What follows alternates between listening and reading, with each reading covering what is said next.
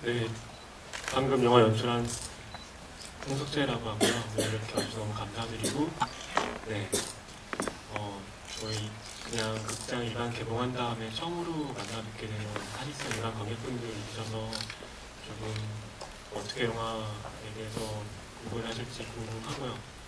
오늘 재밌는 시간 됐으면 좋겠습니다. 네, 안녕하세요. 저는 소셜 포비아를 연출한 홍성재 감독의 학교 선배 오늘 GV에 참석하게 돼서 참 기분 좋습니다. 예. 영화 방금 봤는데요. 참 재밌네요. 그죠? 네. 네, 예, 좋은 글 많이 좀 SNS, 트위터 이런 거 좀 써주세요. 윤종빈 감독님께서 중대 영화과 선후배 관계이시고요. 네.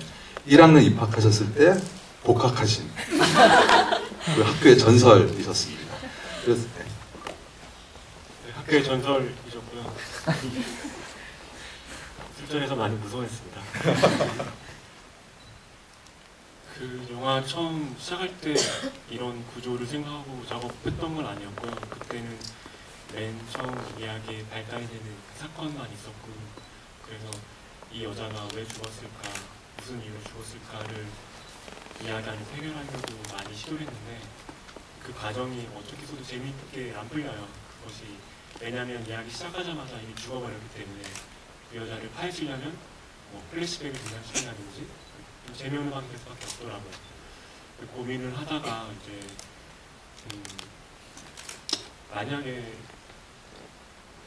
이야기 안에 있는 인물이 그 죽은 미나연과 동일한 상황에 처해진다면, 그래서 이야기 맨 처음에 미나연이 겪은 것처럼 이야기 마지막에 가서 그 인물이 그와 똑같은 상황에 처해진다면, 그러면 우리가 영화를 100분 동안 따라갔다면 그 과정에서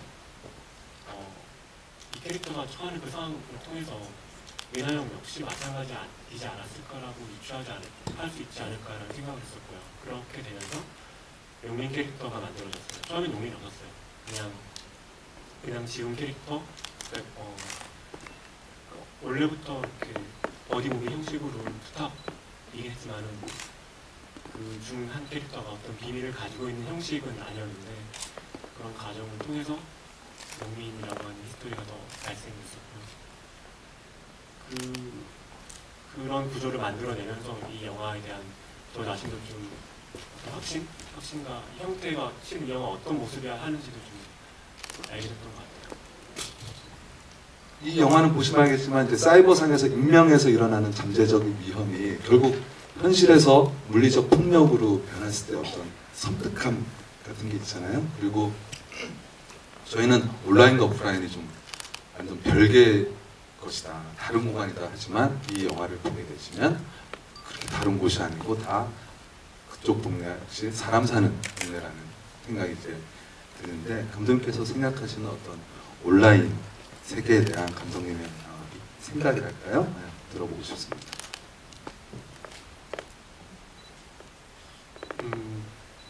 방금 기자님 말씀하셨던 것처럼 딱 구분돼가지고 이쪽 저쪽으로 되는 것 같지 않고요. 지금 특히나 많은 분들 다 SNS 하시고 웹에 자신의 인격이 하나씩 다 계신 상황이기 때문에 왔다 갔다 하시는 것 같아요. 왔다 갔다 하시고, 그리고 특히나 SNS 같은 경우는 실명 기반 서비스죠. 더 이상 익명 기반 서비스가 아니기 때문에 내가 인스타를 하거나 아니면 페이스북을 하거나 그것을 가입하는 순간에 내가 가지고 있는 기존의 오프라인 인맥을 등록하게 돼 있어요. 그걸 등록하는 순간에 실은 온라인이지만은 그 세계에 말해지는 순간에 그 인맥들은 내 오프라인과 구별되지 않거든요.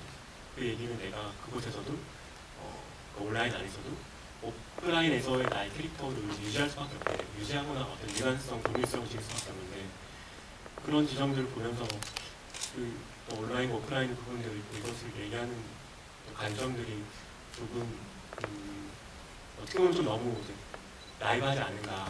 지금 동시대적으로 봤을 때는 더 이상 그렇지 않은 시대가 도래한 것 같은데 라고 저는 생각하고 있어요. 그 영화 안에서도 친구들이 이렇게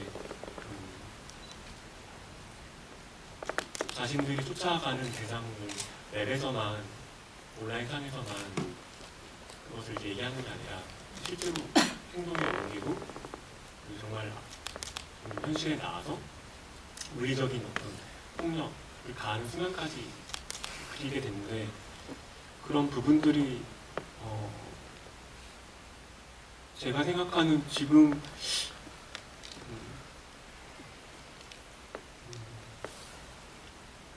지금 정말 벌어지고 있는 어떤 리얼리티라고 느꼈던 것 같아요. 그걸 어떤 분들은 조금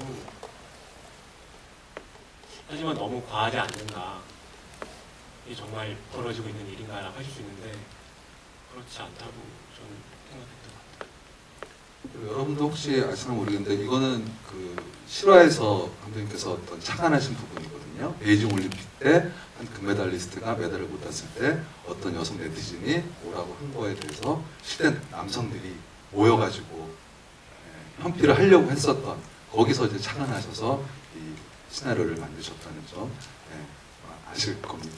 감독님, 윤종빈 감독님께 여쭤볼게요. 두 감독님의 공통점이라면 사회의 어두운 부분을 좀 리얼하게 담아내는 데 있어가지고 공통점이 있다고 볼 수 있는데, 처음에 윤종빈 감독님도 용서받지 못한 자의 어떤 군대 내의 문제들, 두 번째 비스티 보이즈의 어떤 20대 청춘들의 어떤 그 모습들 그렸는데, 윤종빈 감독께서 보셨을 때 초창기 청춘 2부작을 하셨을 때 어떤 그때 당시의 청춘들 20대들과 지금 후배 감독님께서 만들었던 지금 20대 청춘에 대해서 좀 어떻게 크게 뭐 다른 점이 있는 건지, 그때와 지금이랑 뭐 어떤 점들이 좀 차별성이 좀 있는 건지 직접 설명을 부탁드리겠습니다.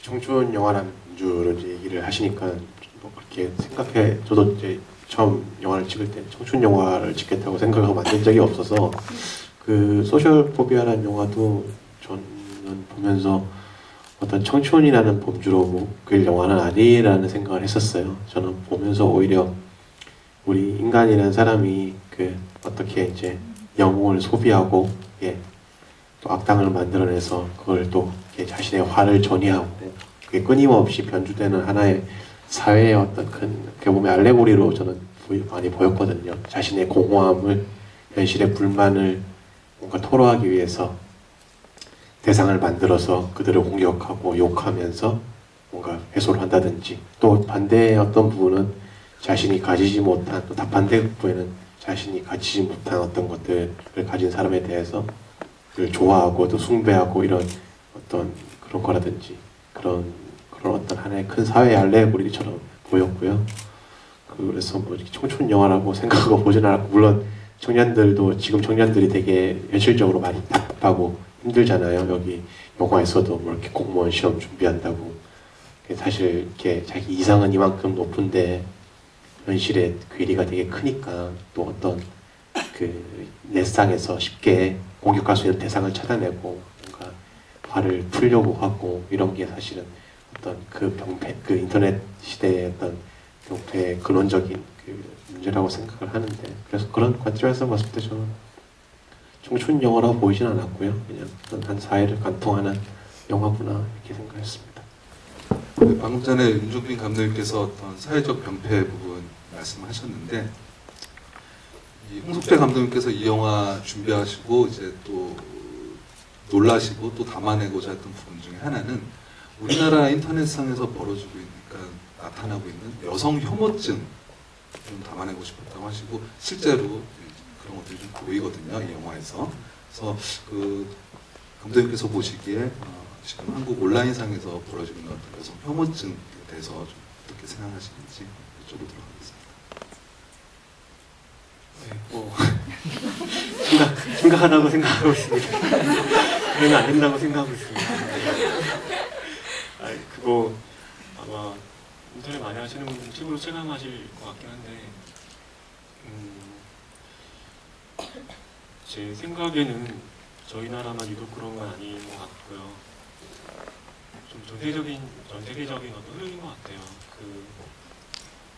제가 인상이 남았던 게 뭐냐면, 밀레니엄, 그 데이비 핀처 영화 밀레니엄, 영웅이라는 소녀, 혹시 보신 분 계신지 모르겠지만, 그 영화 원작 소설은 북유럽의 스웨덴 소설인데, 그 소설 영화 보신 분 뭐 안 보신 분 계시겠지만 스포일링 잠깐 하면은 결국 그 영화도 여성 혐오 범죄에 관한 얘기예요. 근데 그 소설을 제가 영화가 되기 전에 한참 전에 읽어봤어요. 읽어봤는데 재밌다고 읽었는데 재밌긴 한데 공감이 안 되는 거예요.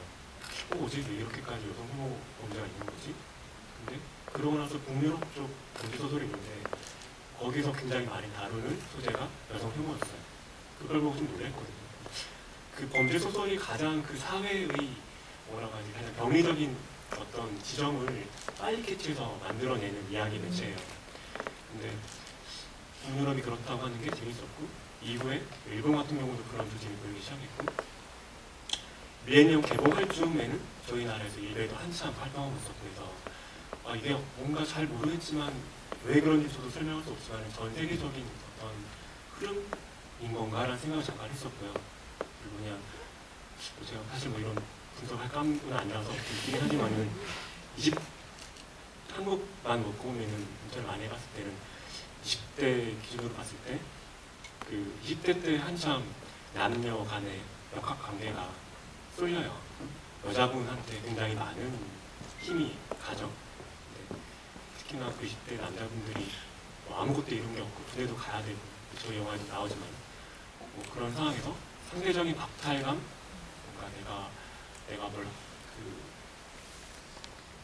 예쁜 여자를 만나고 싶은데 그녀들은 나를 봐주지 않을 때 내가 오징어가 된 것 같은 그 기분들, 그런 기분들 가지신 분들이 한두 명이 아닌데 그분들이 내려서 자신의 그 분함을 쉽게 토로하고.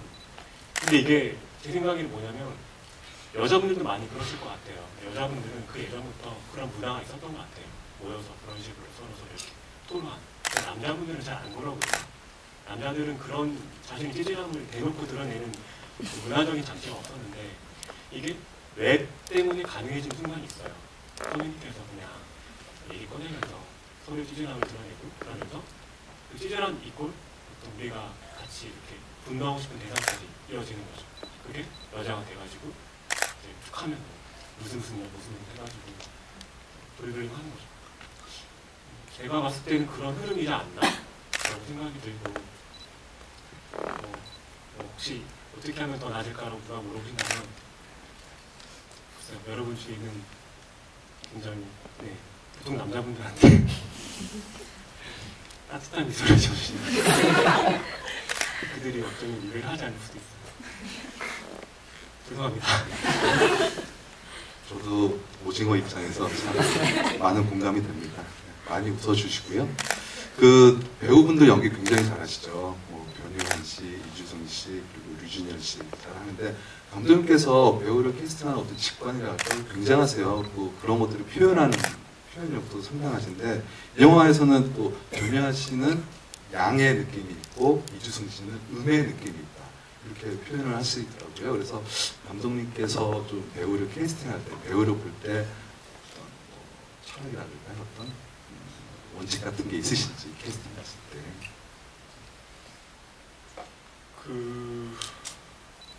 그렇게까지 거창한 건 없는 저희 작업한 이 과정이 한국영화 아카데미라는 곳에서 만드는 장편 과정인데 굉장히 타이트한 스케줄을 가지고 있어요. 그리고 아무래도 당연히 이렇게 아주 풍족한 환경이 아니고 처음 장편을 만드는 입장이기 때문에 너무 많은 변수를 부닥치게 되는데 그 안에서 저는 제가 선택한 것은 최대한 변수를 줄이고 싶었고요. 그래서 어떤 배우의 사람들이 몰랐던 새로운 모습을 끌어내겠어 이런 접근을 좀 하지 않았고 제가 잘 할 수 있는 부분은 아닌 것 같고 그런 부분은 제 옆에 계시는 명현은 잘 하시고 저는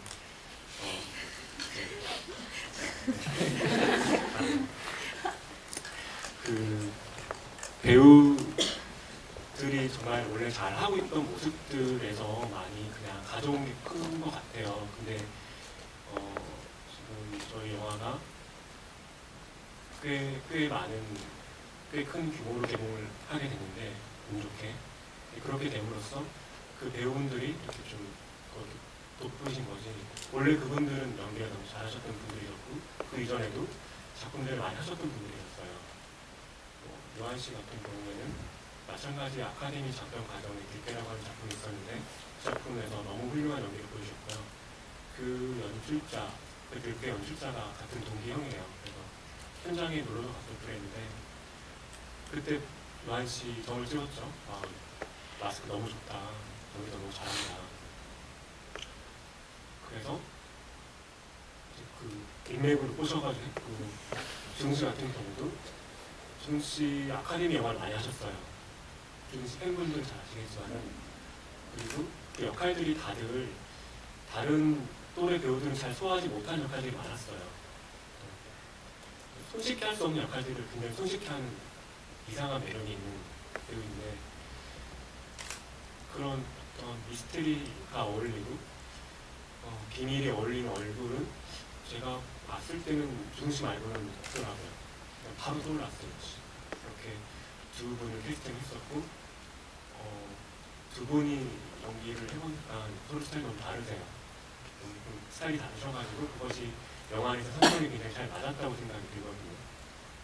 그런 표를 많이 썼었는데 요한 씨 같은 경우는 좀 양의 기운이 있는 것 같고 승 씨 같은 경우는 좀 음의 기운이 있는 것 같아요. 이것은 영화를 보신 분들이면 조금 직관적으로 이해하실 거예요. 지금 어떤 표를 쓰신 건지 이해하실 거고 그런 게 너무 잘 맞았다고 생각이 들고 그리고 준열 씨 같은 경우는 제가 캐스팅한 게 아니라 저희 연출부에서 저는 그때 한참 시나리오 광고를 못 내서 혼나고 있었고요. 단편 영화나 독립 영화에 나오신 배우분들이 막 물색을 했는데 리스트에 있었어요. 리스트에 있었고 그분들한테 전화를 드려가지고 소실코리안 영화를 지금 제작하려고 하는데 혹시 괜찮으시면 오디션을 보러 와주십사라고 했는데 그렇게 와서 한 연기를 보고 다들 꼭 갔어요. 그 연기 이제 저는 오디션 현장에 없었고 오디션을 촬영한 영상만 봤는데 영상을 보기 전에 저한테 말해왔어요. 저기 이제 저희 PD가 앉아있는데 저희 PD가 저한테 형 양계는 친구랑 될 것 같아요 라고 말을 해줬고 그래 하고는 들어갔는데 한 5초 보다가 그런 것 같아요 라고 말을 해줬대요. 실제로 현장에서도 너무 지금 제가 말한 세 분뿐만 아니라 영화 보셔서 아시겠지만 저희 영화 나오는 모든 배우분들이 다 너무 잘 하셔가지고 굉장히 복인 것 같고 인연인 것 같아요. 배우 캐스팅과 관련해서는 윤종빈 감독도 대단한 능력을 자랑하시죠. 그 범죄와의 전쟁 때 김성규 씨, 곽도원 씨 이렇게 캐스팅하셔가지고 최적의 캐릭터를 빚어내셨는데 감독님께도 같은 질문 드리자면 감독님께서 배우를 이렇게 선택을 하실 때 어떤 감독님만의 어떤 기준이나 원칙 같은 게 있으신지. 제가 더 궁금합니다. 약간 어깨 기밀 같은 건데 이거. 저는 뭐 특별한 건 없고요. 저는 이렇게 영화 대본 써놓고 어떤 배우가 했을 때 가장 영화가 재밌을까에 대해서 고민을 많이 합니다. 뭐 범죄 예를 들자면 그 최민식 선배, 하정우 씨 같은 경우에는 이제 주인공들이니까 당연히 이제 노래고 하정우 씨 옆에 깡패 한 명 있었으면 좋겠는데 기존 배우가 아니라 새로운 배우가 나와서 진짜 같은 느낌을 좀 줬으면 좋겠다 그런 측면에서 신인 배우를 캐스팅했고요. 또 같은 의미로 이제 그래서 이제 그 영화가 80년대 시대물인데 좀 올드한 마스크였으면 좋겠다, 클래식한 얼굴이었으면 좋겠다 그런 의미에서 김성규 씨를 캐스팅했던 거고요.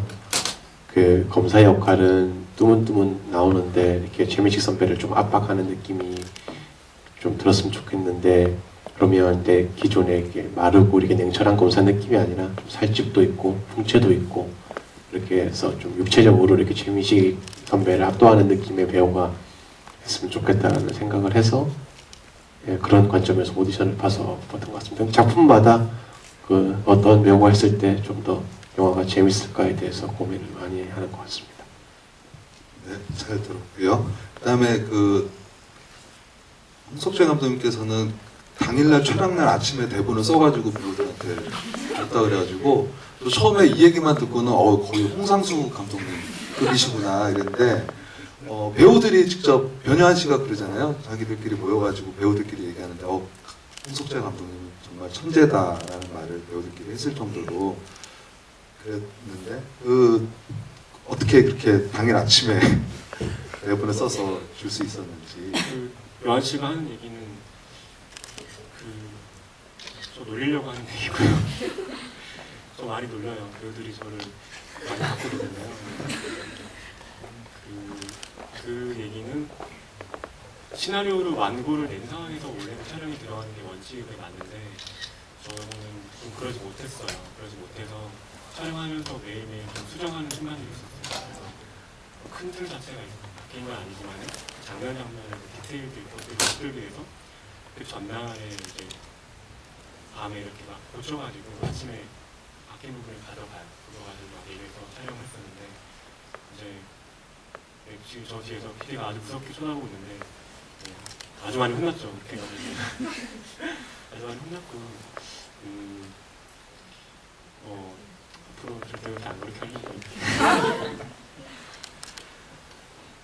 앞으로 계속 그렇게 하셔도 좋은 작품 계속 만들어낼 수 있는 충분한 능력이 갖고 있다고 믿어 의심치 않고요.